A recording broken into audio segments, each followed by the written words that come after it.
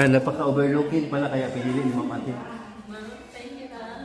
Sakay kayo, pagbabalan po, tawid kayo. Pagkabasa, tatawid kayo sa right. Doon ay magkatay ng mismo ang mismong tumbok Ano mo. ano yung sasakyan doon? Basta papunta yung ng jeep. Papunta na tao. Anong baba ng tao?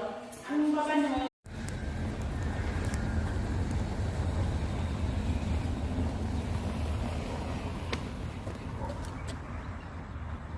Bugnaw no?